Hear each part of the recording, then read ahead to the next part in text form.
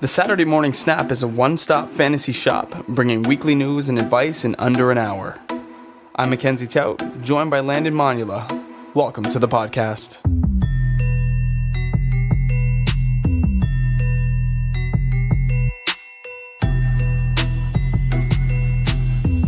Happy Halloween, trick or treat. We are live on Apple Podcasts, iHeartRadio, Spotify, Stitcher, Google Play Music, or however you may be listening. We want to welcome you into the show. It is Wednesday, October 31st, and this is episode 28 of the Saturday Morning Snap Fantasy Football Podcast, coming to you on our Wednesday episode. Landon, you trick or treating tonight? I am not. I got home early after slinging some pies. And I'm ready to go here. Big happy, not only happy Halloween, but happy trade deadline day. Yeah, yesterday was a little crazy, and nice that we kind of get to release early here and almost be the first ones to talk about what happened, what went down on trade deadline day. It was interesting. There's certainly a lot of narratives to explore and maybe some things to discuss, but I'm looking forward to this episode, man. It's going to be a good one. Yeah, me too. I've got a good Who Am I for you later on, so get out your notepad. Get ready for that. Yeah, we're doing trade deadline news.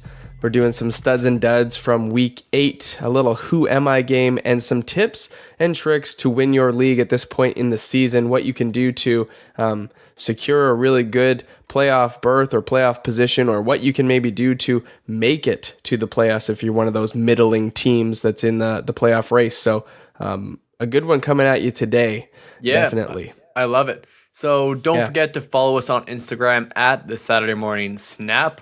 I am Landon_SMS on Twitter, and you are Mac_SMS. That's me. So let's get into the news.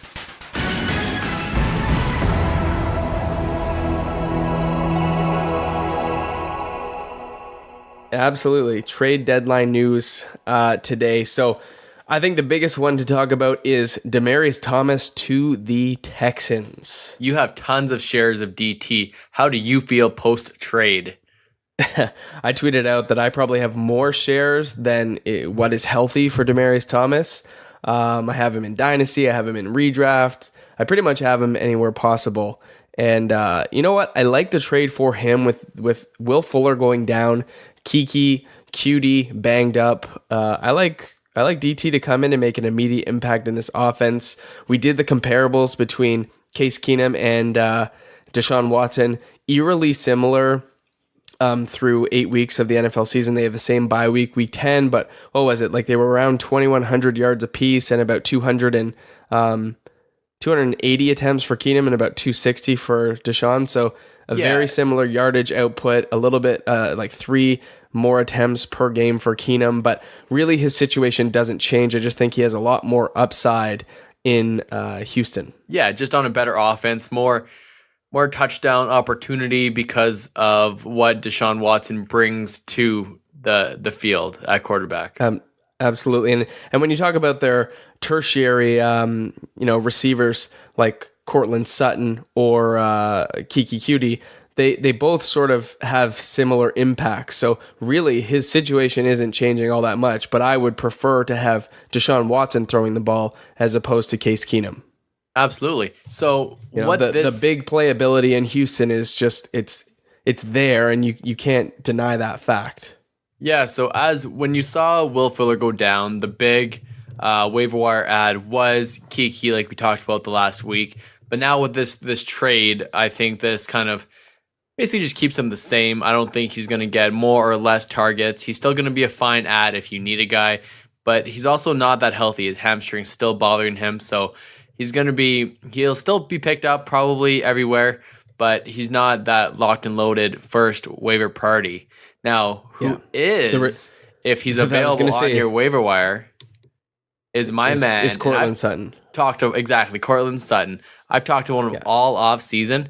I bet you I even predicted this. If we go back into the archives, DT getting traded away. I may have said this early on. Do we need to do a check back here? I might need to. I was thinking about doing that today, actually, in our bold predictions show or something. The residual effects of this trade certainly have, I think, more implications than Demaryius Thomas going to the Texans. I think the absence of Demaryius Thomas in Denver means really, really good things for Courtland Sutton. Yeah, I'm excited for him. Just in terms of opportunity and being that complement to Emmanuel Sanders, like Sutton's ceiling just went through the roof. Yeah, and apparently the Broncos received calls for Emmanuel Sanders, but he was not available for trade. Okay, interesting. Yeah.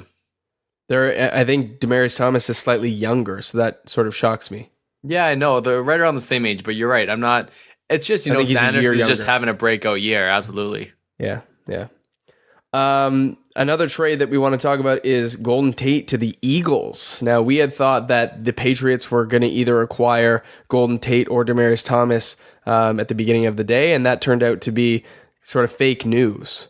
Tate going to the Eagles. So, what does this mean for the Eagles and for Golden Tate? So, I think this is an upgrade for Carson Wentz. He's been playing really good, but this just adds another weapon. We were talking about this earlier. Their weapons now: Alshon Jeffrey, Zach Ertz, arguably the best tight end in the league. They have Golden Tate, and Nelson Aguilar really hasn't been used, and now he's going to become irrelevant.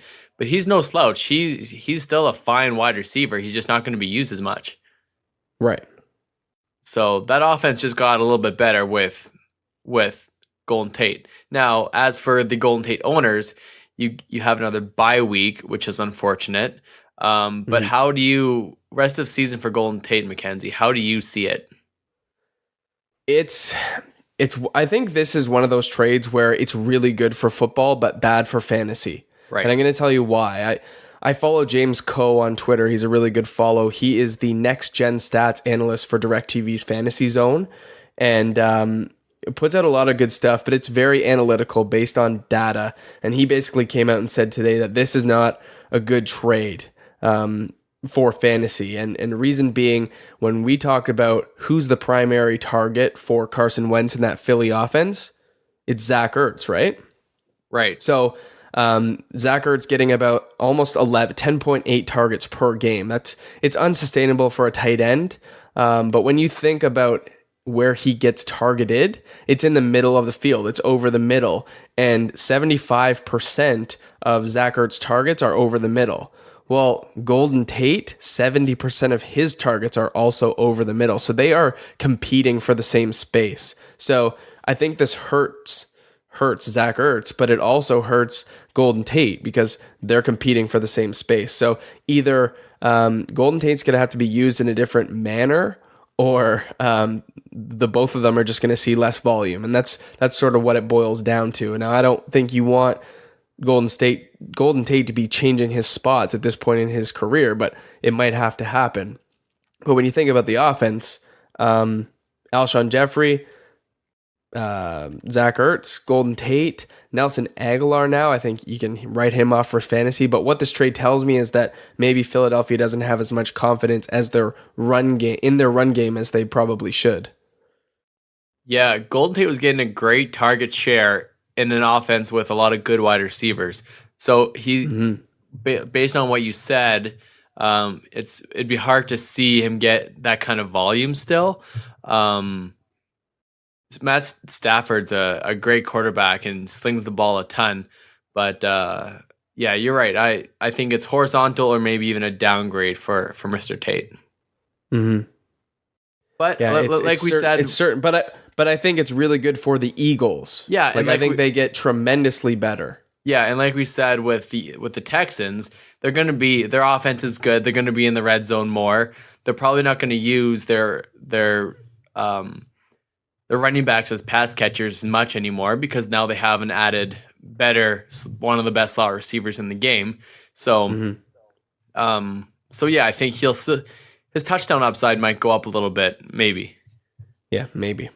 Yeah, it's an interesting trade. I think, I think it means really good things for Kenny Golladay. Again, going back to the offense that is losing the player, Marvin Jones Jr. and Kenny Golladay. I think to what we talked about earlier, Marvin Jones his role is going to stay the same, right? He's the field stretcher, the boomer bust guy. Yep. You saw him last week go up and get 100 and I think it was 114 yards receiving and 2 touchdowns. Big game and capitalize on some big plays, but that doesn't happen every week. But where the volume is going to have to go is probably a little bit more to Kenny Golladay and probably a little bit more to Kerryon Johnson. Yeah, I hope so. I could see boosts for those two guys in the absence of Golden Tate. I love Kenny Golladay. It's funny, all these stashes are starting to come to fruition, but it's hard to sit like a guy like, say, Stephon Diggs or Michael Thomas for some of these like Kenny Galladays or Courtland Suttons right now. Like, what do you do now? Right. You have really good wide receivers, some guys that may be panning out, but it's hard to sit your studs, right? Yeah. One question I forgot to ask about Courtland Sutton is how much money, if he was sitting on your waiver wire in your league, how much money would you throw at him? Woo. So unfortunately, this episode is going to come out a day late, but I would probably spend 90% of my fab on Courtland Sutton. I'm a huge fan. So you said you have like $40 left. I have $40 left in one league where I have Leonard Fournette. I've been struggling with some injuries, have a really good wide receiving core, but I'm flexing a tight end. I'm flexing Greg Olsen. I'm starting Kyle Rudolph. So I could really probably benefit from playing Greg Olsen at tight end and flexing Courtland Sutton until I get those Jags running backs back in Yeldon or Fournette. So I think probably a good move for me. I'm going to bid about $31 and see if I can get them. Leave a little bit of money for defensive or kicker plays, but I think that's what I have to do. I think for me, Courtland Sutton's, he's a keeper play. So if you're in any sort of keeper option, you have him late. I don't know if he's not going to be a wide receiver 1 rest of season. He's going to be a fringe wide receiver 2 or 3. But just long term, I really like the outlook for him. Now, the Packers made some interesting moves today with shipping Ty Montgomery to the Baltimore Ravens and Clinton Dix, their, all-pro safety, to the Washington Redskins. So the Packers on trade deadline day did more selling than buying. They got nobody in return except for a couple picks and like half a chocolate bar for Ty Montgomery. So what is Green Bay doing? I don't really understand it, especially being a Packers fan. It really does baffle me as to what their game plan is. So are they wasting the best years of Aaron Rodgers' career being a middling, hopefully a wild card team?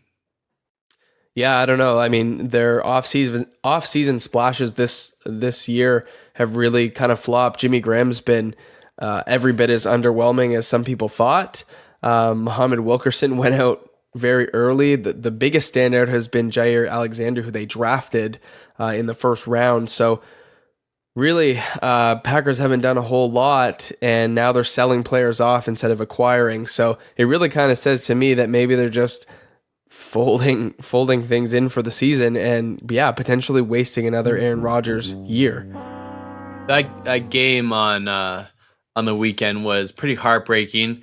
We saw the repercussions of fumbling a punt or kickoff return by Ty Montgomery. To be completely honest, though, Ty Montgomery, it was probably his time to depart anyways. I mean, it means better things for Aaron Jones. Absolutely. And certainly Jamal Williams if you have him anywhere. But I think Aaron Jones is the true benefactor of the Ty Montgomery absence. People who have been waiting on Aaron Jones to break out, myself included, this is definitely the time. You remove one piece, and all of a sudden you lose a guy who is involved on special teams. I don't know why you carry that ball out of the end zone, but irregardless, Ty Montgomery's not there to take away those third down possessions anymore, right? It's going to have to be somebody else. So you'll probably see a little bit more Jamal Williams than previous games, but it's certainly going to be a larger dose of Aaron Jones if I had to guess. Yeah, I like it. I think that's every Aaron Jones owner's thrilled right now. Yeah. Making a return this week, your boy Cooper Kupp. Yeah, you know what? That Rams team is dang good. They also acquired Dante Fowler from the Jaguars. So they have just so much talent, so many former first round picks, top 5 picks, top 3 picks, top 15 pick. It's bananas. They're crazy. I don't know how they just get all these top tier talents from teams, but they're making it work. Yeah, I mean, offense getting better with Cooper Kupp coming back. Obviously, defense improving, filling in some gaps. This team has got to be in line for a Super Bowl victory, and I love the perspective and the attitude they have right now. I mean, Todd Gurley took a lot of heat this week for not taking that ball to the house for another touchdown, because it would have ultimately changed his fantasy output. It would have changed the over-under for the game. It would have changed the game line. A lot of people would have covered, and instead the Rams don't cover that spread. So Todd Gurley took a lot of heat from people, but he basically said, I don't care about fantasy or Vegas or any of this other crap. The best idea for me was to go down, run out the clock, secure that victory. You don't want to give Aaron Rodgers the ball back. Anything could happen. So, yeah, I think it was a good football play on his part, and good for Todd Gurley for only caring about the only thing that matters in his world, and that's winning football games. So I think at times we have to separate ourselves from football and fantasy, because they are two different things. And at the end of the day, the only thing that does really matter to NFL players is winning. Absolutely. So I'm going to talk about this later on, but I'm going to bring it up quick. So this LA Rams offense is awesome. Everyone owns every piece of it. Last year they sat players in, I want to say it was a championship week 16, because they had everything locked up and ready to go for the playoffs. They win or lose, they weren't going to secure anything. Do you think this could happen again, but because Todd Gurley is close to making history, maybe overtaking Landon Tomlinson? They sat people last year and then came out flat in the playoffs.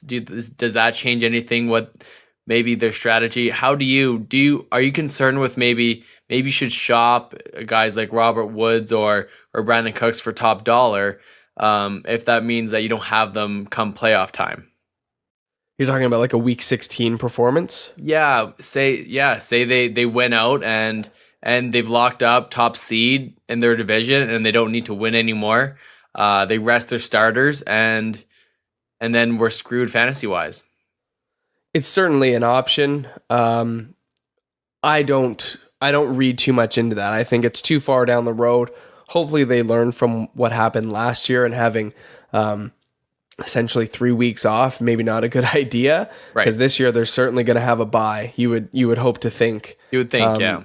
Yeah, I mean, being undefeated 8-0 right now, they're probably going to have a bye first week. So to take week 16, 17, and the first week of the playoffs off for some of these players, probably not good for them. They need to stay in game shape. So, just thinking down the road, it doesn't really make sense for them not to be involved in week 16. But, I wouldn't be trading my Todd Gurley's or my Robert Woods or my Brandon Cooks or even Cooper Kupps on the chance that they don't play week 16. I think that's too far down the road, maybe a little bit of overthinking it, and, just hold on, because they've been everything that you've wanted and more this year, and to give up on them now or to sell them off on the off chance they might not play is probably not a good move. Yep. Okay. I like that take, and that's kind of what I was thinking. I just wanted to get gauge your reaction in case it was any different. Okay. Yeah. Some minor news. We saw AJ Green in a walking boot. He went out in that game with a toe injury, so we're not sure if it's turf toe or what. Either way, they're on bye this week, so hold tight, no big deal. We'll talk about it next week as he's coming back and how he's practiced in his bye week. And then, that's about it for the news and notes, Mac. All right, let's get. Yeah, you go. Yeah. Let's get into the studs and duds portion of this podcast. We're going to start off with the studs. Of course.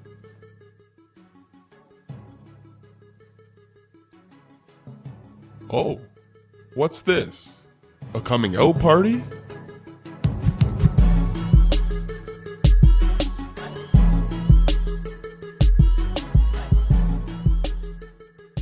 Who was your favorite stud of the week, Mac?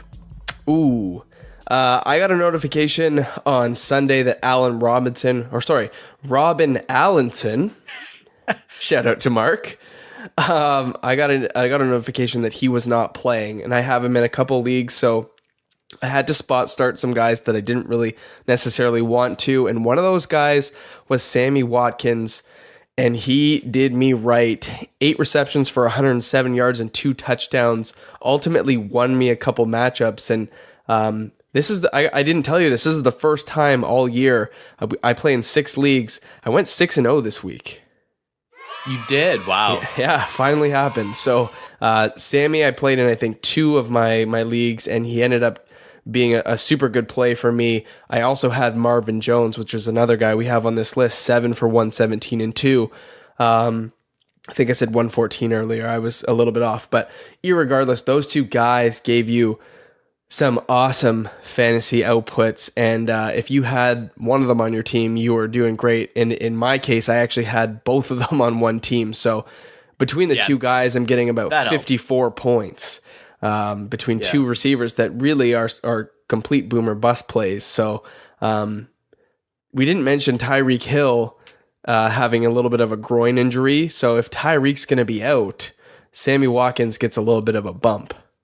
Yeah, full go ahead on Sammy. For the next couple weeks, right? Monitor that Tyreek Hill situation. But man, Sammy Watkins was probably the biggest play for me. I'm just really, really sad I didn't play him in DraftKings, or else I would have probably won $100,000. Yeah, I had him in one DraftKings lineup. It's funny, when we do ours together on the air, my DraftKings lineup is like absolute garbage, flaming garbage. But every other lineup that I did on my own before that podcast, I cashed out on. It was like $3, $5, $10 on my best one, I think. But yeah, if you guys have listened to our DraftKings or our DFS shows, and you followed either of our lineups that we've posted, you'd probably think that between the 2 of us, I was the better DFS player. And honestly, the 2 lineups that I've posted have both done very, very well in contests and been really close to winning big money. But I'm going to tell you straight up, Landon is by far the better DFS player. I've just gotten lucky twice now. But I appreciate that, because I did mention, I'm looking back on our show doc, I did mention Sanders, Watkins, Larry Fitz, and Marvin Jones Jr. in my write-up. Yeah, you did. But you didn't, when it come down to drafting those teams, you didn't go that route. But I didn't go with them. Yeah.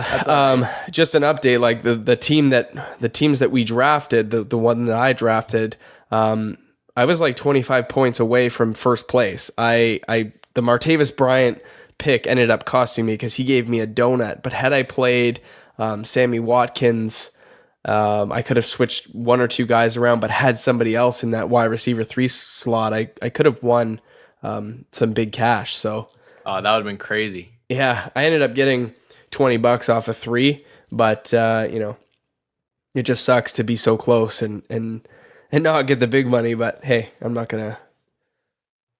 Yeah, that's all right. Yeah. So Larry Fitz was also a big guy. Yeah, another guy. He was probably on your bench, unfortunately. Larry Fitzgerald. There were some reports coming out that they really wanted to make having fired their Mike their head McCoy, coach, baby. right? Yeah, Mike McCoy. See you later. Yeah, they were going to make a president to really give Larry Fitzgerald the ball, and you saw them do that. And so out of these guys, these 3 wide receivers, Mac, which are a trick and which are a treat? Ooh, Larry Fitzgerald is the absolute trick here. Right.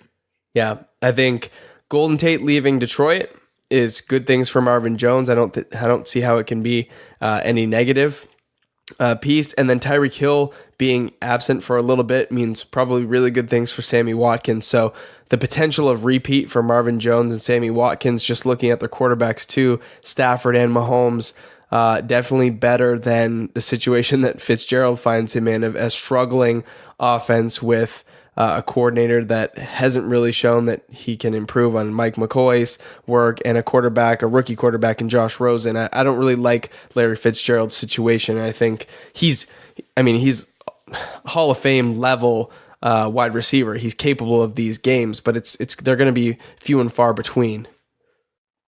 Yeah, I've got some running backs written down here that obviously had big games, but none of them are very, very much a surprise. They all had over 24 attempts. James Conner, Todd Gurley, Marlon Mack, who was injured all week and came in and played and lit it up with 132 yards and 2 touchdowns. Yeah. Joe Mixon had a couple of touchdowns. Adrian Peterson had almost 150 yards. He is lighting it up. I've never been so wrong about one player before. I think everyone in the fantasy community, any analyst would agree with you, and they've always all been wrong about Adrian Peterson. But those happen. You don't know. He's one of the best running backs of all time, and you just don't know when he's going to run out of gas, because it could happen any second. But just Peterson and Gore and LaShawn just have so many miles on their tires. Yeah, it's true.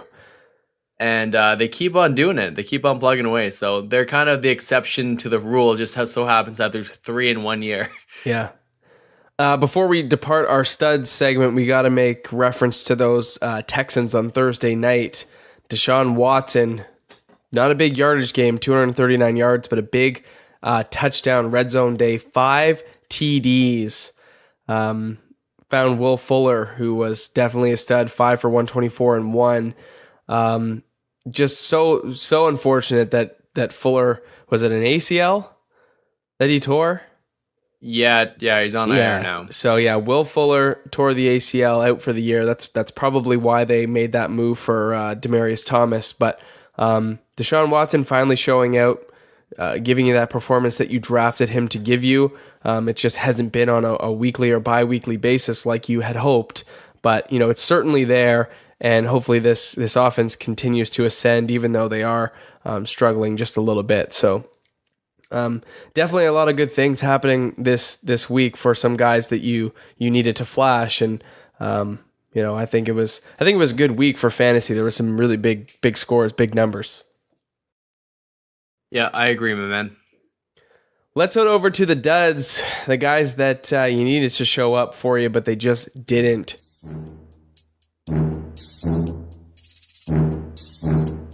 Psst, take a seat, pal.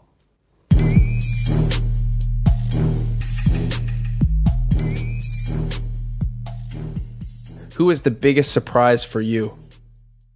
I mean, I had him in my DraftKings lineup, and that is Juju Smith-Schuster. Yeah. He 4 for 33. He was the biggest disappointment and a great over-under game. I really thought that Pittsburgh was going to take it to them. Obviously, Antonio Brown did it for your fantasy team and got a nice long touchdown for you. But I don't really know what happened with Juju. He just he's one of those guys. He could absolutely go off and get you 25, 30 points, and then he's game scripted out. James Conner had such a huge game they didn't need to really throw the ball. I was hoping that, I guess, Cleveland would score a little bit more and make it more competitive. But, I mean, Pittsburgh offense doesn't look, I mean, they're great, but they're not firing on all cylinders, I would say. It really is a one-man show getting the job done right now, and it's James Conner. Yeah. You don't have to look too far to figure out that James Conner is the workhorse, is the main cog that drives this machine. And, Juju Smith-Schuster only seeing 6 targets last week is definitely disappointing, when there's been weeks, like if you look back to week 2, we saw 19 targets. So that's, it's 3 times less the amount of targets. We're going to an all-time high for him this year, but he has 3 other games with 11, 11, 10. So to see single-digit, middling single-digit targets is definitely not what you want to see out of a guy that you expected a way bigger game for, and a probably good matchup. Even though it's a divisional game, you expected more from him, and of course, Big Ben. Yeah, absolutely. Yeah. What was I going to say? I would try to trade for Juju, but he's a keeper in all my leagues. Yeah. So he's just too young, and he was taken too late last year to acquire him anywhere. So just because all my leagues are keeper leagues. Yeah. I would love to try to get my hands on him, but at the same time, I think he'll be tough to get, to be completely honest with you.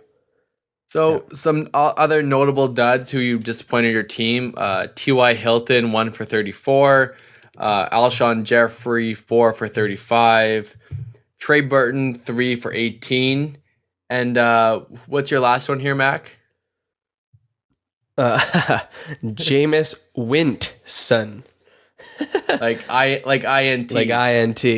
Yeah, probably not a good pun, but he puts the int in interception.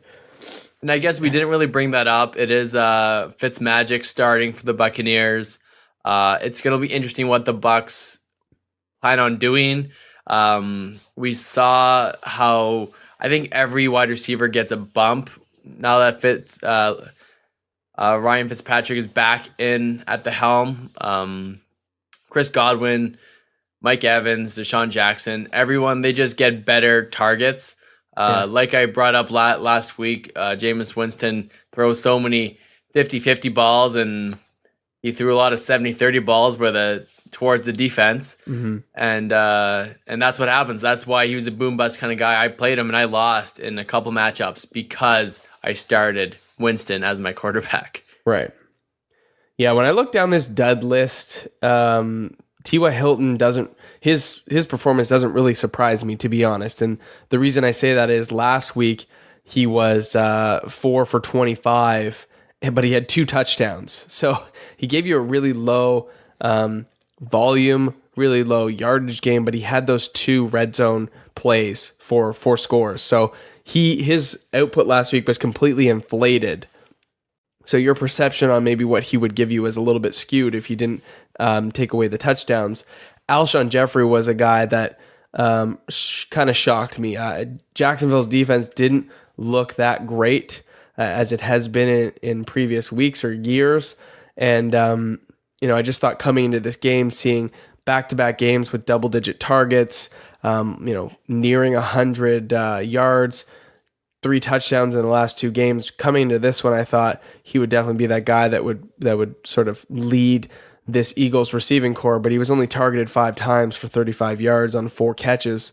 No score. So he definitely gave you the dud game, and I was more surprised by him than TY because I don't think TY is fully healthy yet. I don't think he's there yet, and it's going to take some time to get that chemistry back with Andrew Luck. I mean, they've been doing it together for so long that it won't take long, but to be out for a couple weeks and be a little bit rusty coming back in, nice to see him get those 2 touchdowns, but he's not giving you a whole lot right now in terms of volume. Yeah, for sure. I get what you're saying. And then at the tight end position, I mean, there's a lot of tight ends that gave you dud weeks.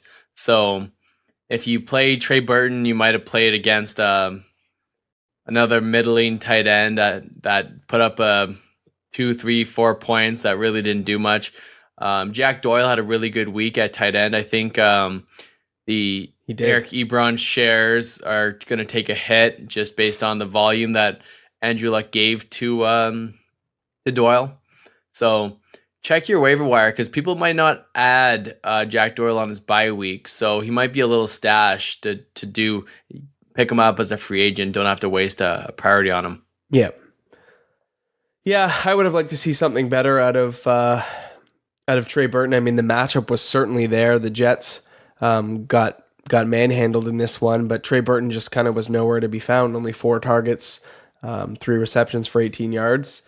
And, yards per reception just completely down compared to last week, 11 targets for 9 receptions on 126 yards. So sort of like a tale of 2 worlds there between those 2 performances, 2 weeks. So it's tough to tell with that Chicago offense. Almost a little bit unpredictable at this point. Yeah, for sure. So let's move on to a game I have for you, Mackenzie. Is this we played this my favorite game? This is a game we played in the off season. It's Who Am I? I love this game. So I've got a quarterback, a running back, a wide receiver for you to guess. I've got some clues that I wrote down today. And where do you want to start? Oh, let's go QB. So this quarterback currently has a 65.8% completion rate. Okay. He's a top 5 quarterback. Okay. All right. So any guesses yet? Nope. He is top, but he's number 10 in yards for the season so far. So he's top 10 in yards, top 5 in So fantasy? he's number 10. He's number 10 in yards thrown, Okay.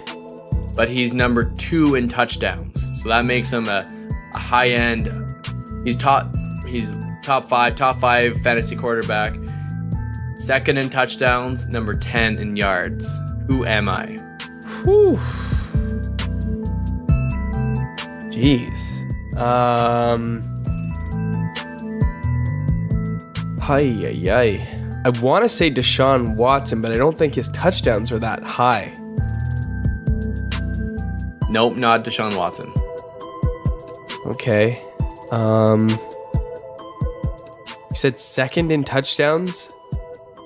2nd in touchdowns. In a 10th in standard yardage. league, he's actually the 2nd overall quarterback on the year. Who's had a lot of touchdowns this year, other than Pat Mahomes?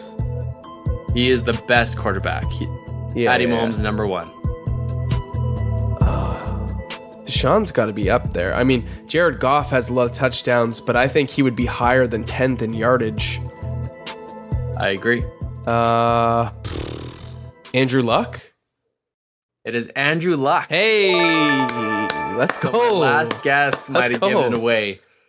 He has a 7.1 average intended air yards, 7th worst in the NFL. Yeah, short throws, right? Yep. Interesting. Nice. Good one, man. Yeah. Woo. When I sorted, it's funny. I was in my standard league today, and it's not a PPR. It's a weird. Everything's lower scoring, and I organized by fantasy quarterbacks, and Andrew Luck was number 2, and it was hard to believe, but yeah, it was cool. Yeah. So how many touchdowns does he have? 23, I want to say. Wow. And what's Mahomes at? 26 and 23. Yeah. Wow. That's a lot tighter than I thought it would be. Yep. Cool. Okay, let's go So- for the next one here. So I did this one a little bit different. So we're going for running backs right now. Okay. Can you name the top 12 running backs drafted outside the first 2 rounds? Oh my goodness. So you're talking like ADP here. So I'm talking ADP going back in the day.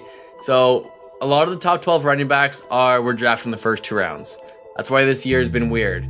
Okay. Draft, I got 1, 2, 3, 4 running backs Yeah. that are in the top 12 that were drafted outside the first 2 rounds. So you want me to try to get those 4 guys? 4 guys. Oh man. All right. The first one's easy. The first one's easy. James Conner. Correct. Okay. Let's think. Oh, Philip Lindsay's got to be one of those guys. He is just outside. So at Really? number 12, 13, 14 is Lindsey, Cohen, and Drake. Okay. So those guys are just outside the top. So that was a good guess. He was All right. there. Okay. So James Conner, Adrian Peterson. Yeah, he's in there too. Okay, that's 2. Lamar Miller, maybe? No. No? He's up there. He's close, but he's not. These 2 guys, you'll for sure get one of them. I'm not sure if you're gonna get the other. All right. This isn't a half point league. Man. High powered offense. I mean, James Yeah, no. White? James White? James White. Yeah, Okay. James White. Okay. So that's 3. So now one more. Oh god. And this This guy, so why do you think he was drafted outside the top 2 and he's become a number 1 running back? Gotta be injury, right? Like, I want to say Matt Breida, but he hasn't had that many touchdowns. No. Like, I'm thinking, I'm either going like Isaiah Crowell or Chris Carson are the two that come to mind. No, you have him in a couple spots, this guy. Just tell me. TJ Yeldon. It is Yeldon, eh? It is Yeldon.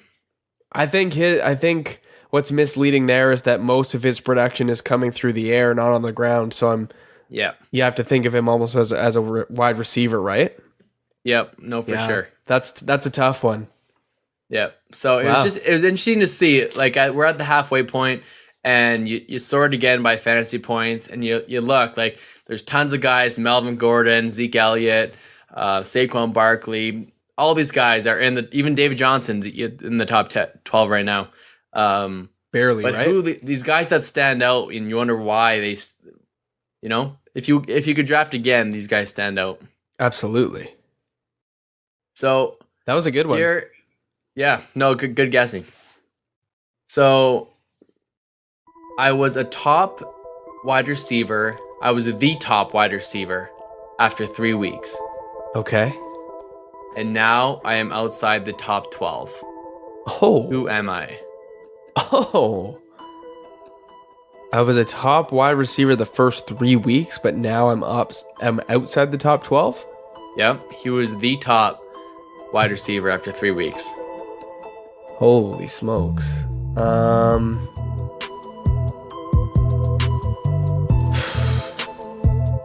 Okay, well,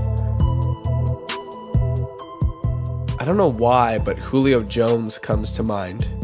It is not Julio Jones. Okay. He's still inside. I think he's still inside the top 12. I think they're close. This guy's close. What about Mike Evans? No. Damn it. You're halfway there. First 3 weeks. I'm gonna put one more guess out there, and then I'm gonna just give up. But AJ Green. Michael Thomas. Seriously? Yep, he's outside the top 12 now. He hasn't done anything recently, and he started the year on absolute fire. Yeah, he did. I was thinking back to AJ Green. I think it was it week 2 where he had the 3 touchdowns. True. I was thinking the 3 touchdowns, the big game. I actually didn't vet I just saw the top. Actually, you know what? He might not have been the top guy, but it was close. I remember talking about him, and I saw him. He had like a 25-point, a 20-point game, and then a 17-point game. He had like 48 of 50 catches. Like he had 50 targets and 48 catches in like 3 weeks or something crazy. Yeah. I guess it also could depend on your scoring format. There's other guys, but either way. Wow, I can't believe. Yeah, so he's been that irrelevant, I guess, since the return of Ingram. Yep, basically it. Interesting. He also has a bye week in there too, so it kind of skews the stats just a little bit. But it does a little bit, but it's too bad. He's actually cost me. I had him in a couple places, and he's cost me some big wins. Just really not showing up and not putting the team on his back like I needed him to. Yeah, but hey, it happens, man. Those were good questions, man. I really like that. Cool. Good. I'm glad. Yeah. Kickers go fast. You're going to take one early. And don't worry about running backs. You can always trade for one later. All right. So we're going to move on to a couple. We're going to talk some strategy here. Where a couple things that you can do to potentially either put yourself in a good position for a good fantasy playoffs, or maybe if you're one of those middling teams, what can you do right now to make a good playoff push? So, Landon, what do you want to tackle first here? My thing, I want to trade for guys that are past their bye week. Okay. So, and this is maybe it's easier said than done, right? Because you're trying to make a playoff push. If you're already at the head of your league and you're in first, second place, you're probably fine. You probably have Adam Thielen. You probably have Todd Gurley. So Yep. there's little tweaks you can still make. Maybe fill out the end of your roster. Maybe handcuff a couple guys. There's all these things that could help you with your playoff push. Yeah, But- so I mean, there's a huge bye week this week. Cardinals, Bengals, Colts, Jaguars, Giants, Eagles, all on bye week 9. Call it the bye-pocalypse, right? Pretty much, yeah. Yeah, then you've got week 10, Ravens, Broncos, Texans, Vikings. Week 11, you've got another big week, Bills, Browns, Dolphins, Patriots, Jets, Niners. And week 12, you got the Chiefs and the Rams. So week 12 is a very notable week. You're going to be without your Tyreek Hills, your Pat Mahomes, your Travis Kelce's, Kareem Hunt's, Todd Gurley's, Jared Goff's. The list goes on and on. Brandon Cooks, Robert Woods, Cooper Kupp. Those are big pieces to be missing in week 12. Yeah. So I get what you're kind of saying in maybe trying to trade some of those guys for guys that have already passed their bye, because week 12 could be a make or break week for you. And if you don't have, the Todd Gurleys of the world in week 12, and that doesn't, let's say week 12 is the week that you need to win in order to lock up a playoff spot. If you don't have Todd Gurley, you're probably losing. Yeah, you're exactly right. So thinking, would I trade Keenan Allen and Joe Mixon for Todd Gurley? Those are the kind of decisions that are gross that you kind of need to decide on. Right. I mean, with that, I would potentially do that trade if it means that I would secure myself a spot in the playoffs, because what good is it to have Todd Gurley if you're not in the playoffs? Yep. I'm saying if it comes down to that, those are the types of moves that you're deciding to make. You're trading guys that will be on bye later in the year. You're trading that for guys that have already passed their bye week. So you're picking up a startable player, right? You don't have to have that. You don't have to roster that person on their bye week. And a guy, so it's obviously important to look at playoff schedule and look at their matchups at the end of the season. Absolutely. But there's also guys that won't be affected, like Devontae Adams. Mm-hmm. So he's past his bye week. He's going to get the work no matter what. Aaron Rodgers, it doesn't matter who they're playing up against. We saw that against the Rams. They're going to get fed. They're going to get touchdowns. And he's the kind of guy, trade Tyreek Hill for Devontae Adams. Mm-hmm.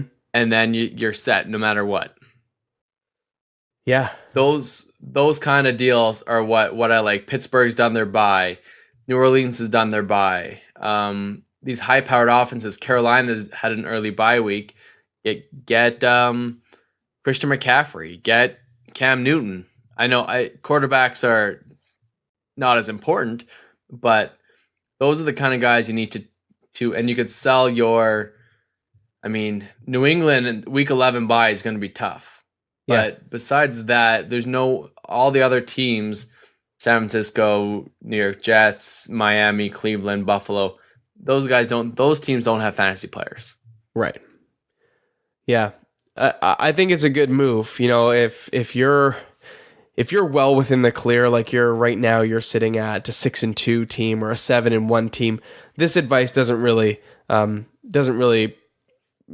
correlate to you. It doesn't really what's the word I'm looking for? Might not resonate to you, or it might not matter to you. Like, sure, it might not apply. But if you're one of those teams that are like 500, you're 4-4 right now, and there's a potential. You're just looking ahead in your matchups that, hey man, I could be in tough here, and I need to make some moves and pick up some startable guys for weeks 11 and 12 in some key matchups. Like, you might want to start targeting players who've already had their bye weeks for guys that haven't, and those are some of the things that people don't take into account when they're trading. But that makes a huge difference. So I really like that piece of advice: trading guys that have already passed their bye week.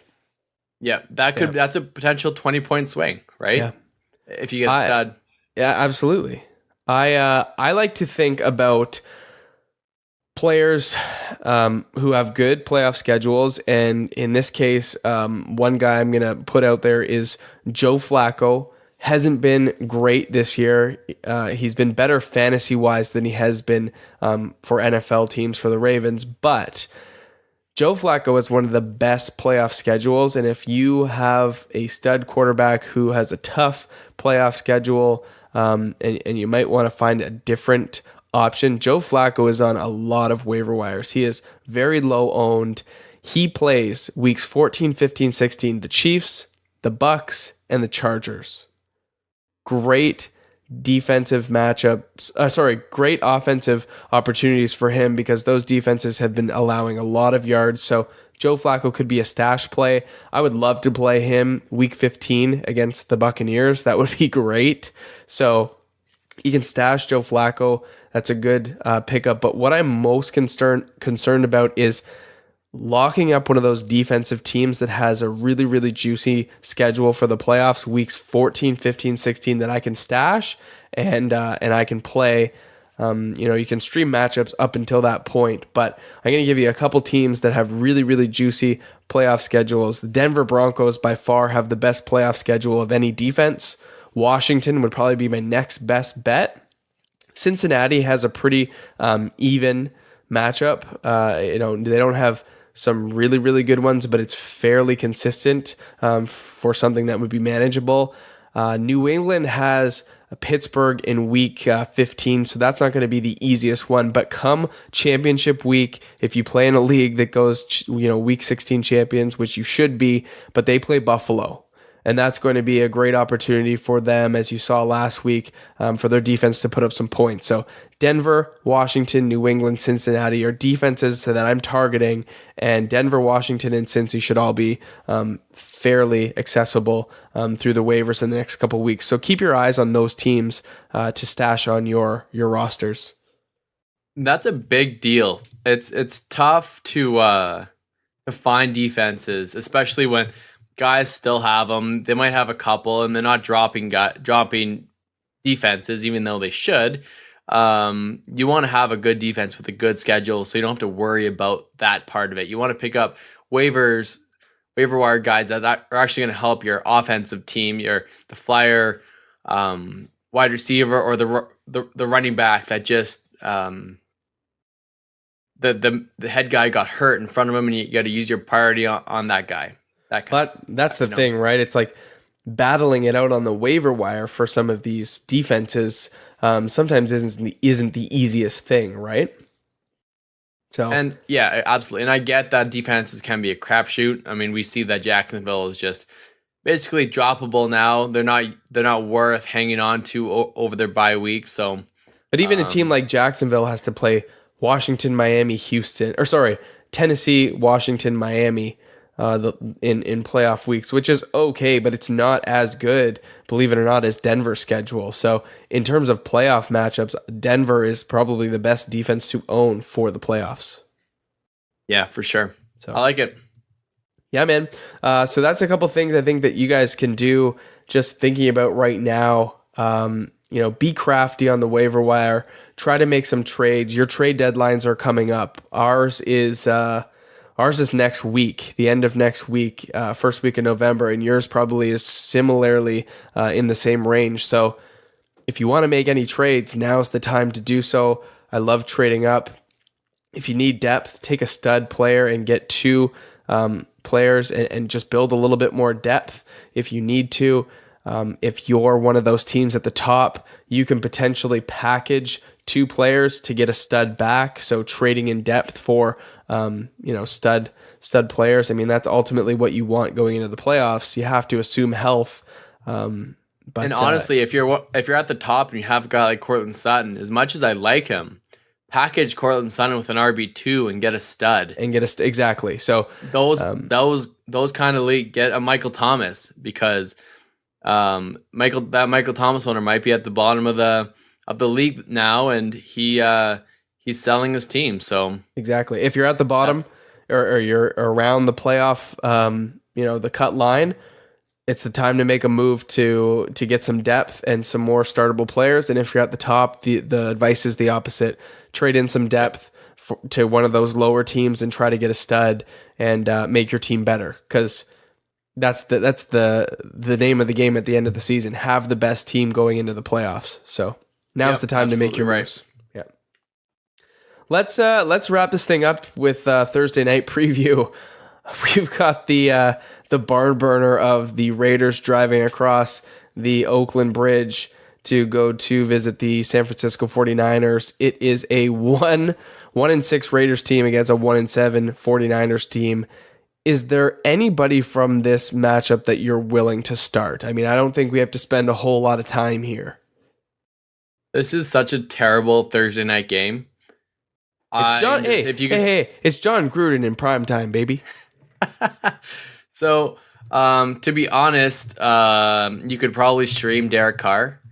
Wow, really? He was fantasy relevant last week, and he might be again. You just can't start any of his pass catchers except for maybe Jared Cook because of the tight end landscape. Maybe Jalen Richard can be flexed in a running back flex spot. Doug Martin? No. I have no interest in him. I'm dropping him wherever I had him. Yeah, the only guys that I'm considering playing is if Kittle. If you have him, you have to play him. It's a good matchup for him. But I honestly think he's the only guy I'm willing to start. Yeah, I mean, not sure what the status of Breida, Mostert, or Morris is. So, monitor that, see how that goes. But on a short week playing, if Breida wasn't in for last week, I don't think he's going to be in for this week. You know, I bought into some of the narratives last week from both of these teams talking up, Martavis Bryant, in the absence of Amari Cooper, is going to, get a huge upgrade and be the complement to Jordy. And he disappeared. It's 0 targets for 0 catches. I should have talked you out of him.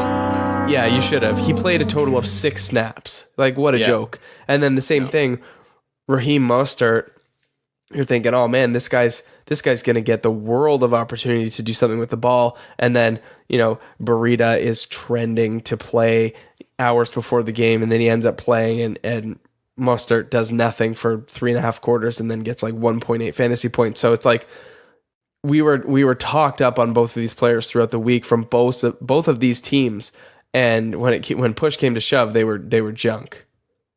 Yeah, so I'm not putting my trust out there again or buying into any of this hype. I mean, if I miss the boat, whatever.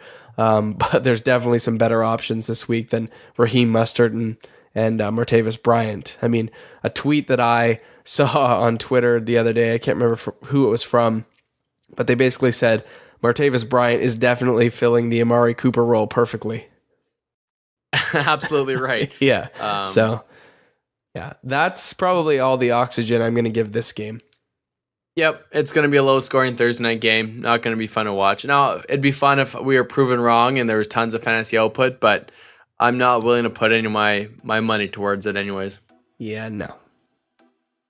All right, well, that's going to do it for us today. We hope you guys enjoyed the episode, and you're looking towards the playoffs, looking towards some brighter days ahead with some of these trades. Hopefully it means good things for you.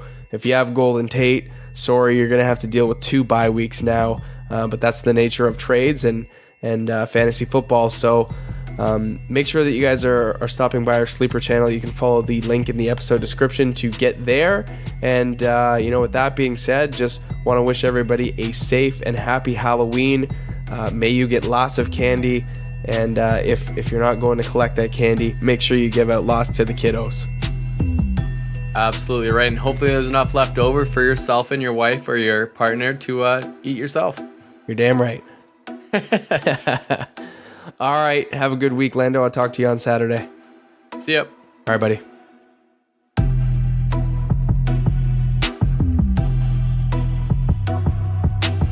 Thanks for listening to another episode of the Saturday Morning Snap Fantasy Football Podcast.